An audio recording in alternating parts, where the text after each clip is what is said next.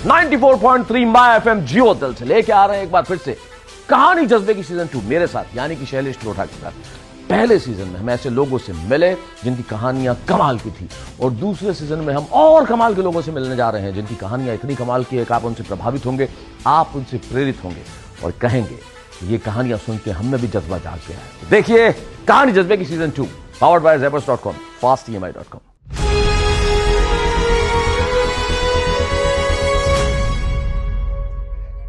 कहानी जज्बे की सीजन 2 94.3 माय एफएम जियो दिल से। मैं हूं आपका दोस्त शैलेश लोढ़ा और ये कहानी जज्बे की 2 पावर्ड बाय zebras.com और fastemi.com।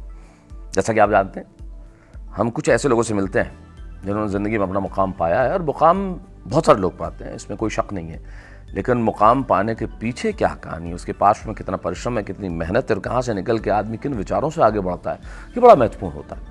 ज़िंदगी में बहुत सारे लोग आपसे मिलते हैं, आप भी उनसे मिलते होंगे और बहुत सारे सफल लोगों से भी मिलते होंगे। कुछ लोगों को सफलता विरसे में मिलती है, कुछ लोगों को सफलता भाग्य से मिलती है, लेकिन मेरी निगाह में सफल वही है जैसे सफलता अपनी मेहनत से मिले, कुछ अलग विचारों से मिले। एक ऐसे ही व्यक्तित्व के साथ आज हमें कहानी जज्बे की सीजन 2 में जो राजस्थान में झुंझुनू जिले के एक किसान परिवार में पैदा हुए, उनके दादाजी से बड़े प्रभावित रहे, 5 बहनें उनकी, उज्जवल पूनिया इनका नाम है और गाँव में ही पढ़ाई की झुंझुनू और सीकर में। फिर 1998 में जयपुर आ गए, वकालत की पढ़ाई करने लगे, छात्र राजनीति में सक्रिय रहे, लेकिन उन्हें लगा कि मुझे कुछ अलग करना चाहिए। रियल एस्टेट में लोग घर खरीदते हैं, बेचते हैं, ज़मीन खरीदते हैं, बेचते हैं, लेकिन उन्होंने कहा कि इस सेक्टर में अभी भी ट्रस्ट की बड़ी कमी है। इतने सारे पैसे खर्च करने के बाद भी लोग चीटिंग का शिकार हो जाते हैं, ठगी का शिकार हो जाते हैं, सही चीज़ नहीं मिलती। तो मुझे एक ऐसा माध्यम प्रदान करना है जो लोगों को सही चीज़ भी दिलवाए, सही सलाह भी दे। एक नई सोच थी। तो इस तरह से उज्जवल पूनिया जी ने अपने संस्थान की शुरुआत की और आज वो हमारे साथ बैठ के बात कर रहे हैं। उज्जवल जी बहुत बहुत स्वागत है। हेलो सर, कैसे हैं आप? मैं एकदम बढ़िया सर। ये तो आधार प्राइम रियल होम्स, ये जो आपकी परिकल्पना थी जिसको आप साकार रूप जिसको आपने प्रदान किया, कैसे आया दिमाग में आपके?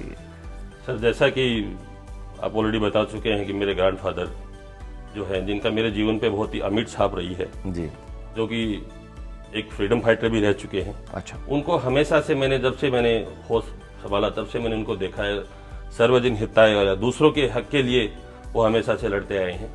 तो उसी को एक जीवन में प्रेरणा मानते हुए मैं इस चीज़ को लेके आगे बढ़ा कि आदमी के एक फंडामेंटल नीड, रोटी कपड़ा और मकान, जहाँ पे आदमी को बहुत सारा जीवन की कमाई उसको लगानी पड़ रही है और उसके लिए उसको एक सच्चे सलाहकार की एक महती आवश्यकता है।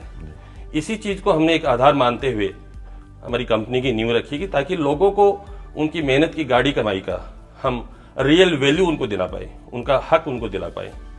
तो इसी बहुत ज्यादा मैंने इस तरह की संस्थाओं के बारे में सुना नहीं है कि राइट कंसल्टेंसी अब तो कुछ होने लगी है, खैर पहले नहीं होती थी कभी। बस सीधा एक प्रॉपर्टी एजेंट होता था, लोग जाते थे कि ये खरीदना है, ये हुआ, वो लेके गया और बेच दिया।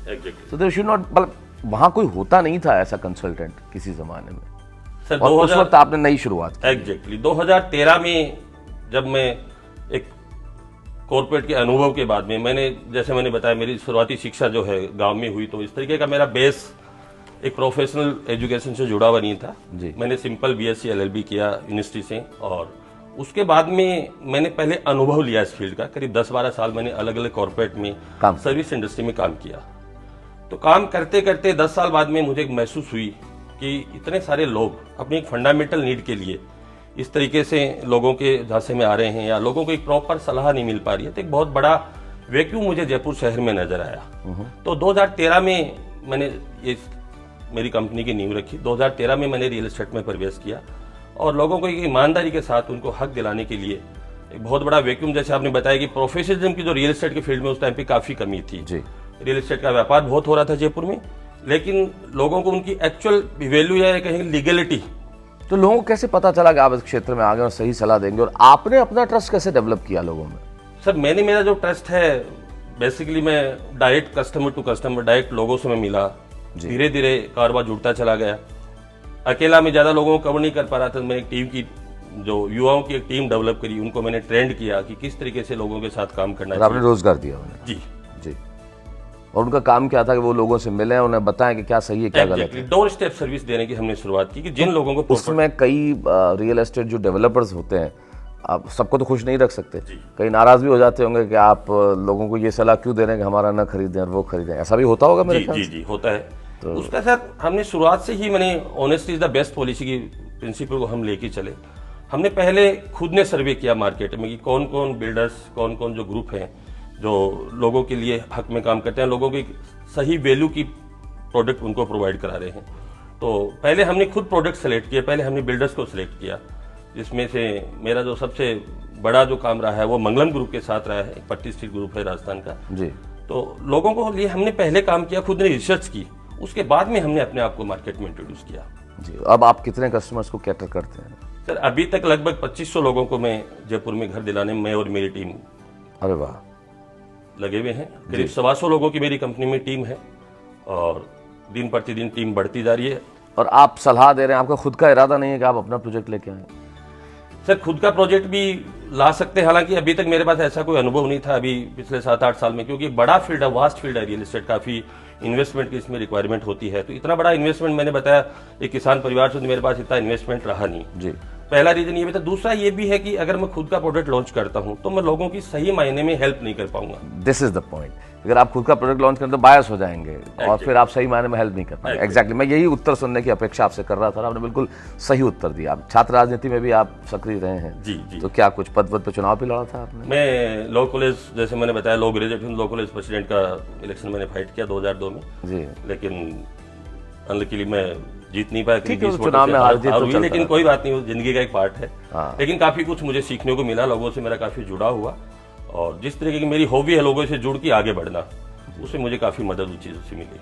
क्या बात है। कोई अब जो आपका ये आधार प्राइम रियल होम्स है, इसका मोटो क्या है इस वक्त? सर इसमें मैंने 2 मोटो लिए हुए हैं। अभी हम लोग जयपुर लेवल पे काम कर रहे हैं, साल 2023 के अंदर हम इसको राजस्थान लेवल पे लॉन्च करेंगे, और आने वाले 5 साल के अंदर मैं करीब 10,000 युवाओं की एक ऐसी टीम बनाना चाहता हूं जी, जहां पे लोगों को पूरे राजस्थान के लेवल पे, इंडिया लेवल पे हम अलग अलग सिटीज के अंदर वहां जाएं और लोगों को उनकी पैसे की सही वैल्यू के रूप में उनको एक सही घर की सलाह हम दे पाए। अब कुछ ऐसी वेबसाइट्स भी आ गई हैं जो आपको रियल एस्टेट के अंदर सलाह देती हैं, आपका डायरेक्ट कंपटीशन है उन वेबसाइट्स?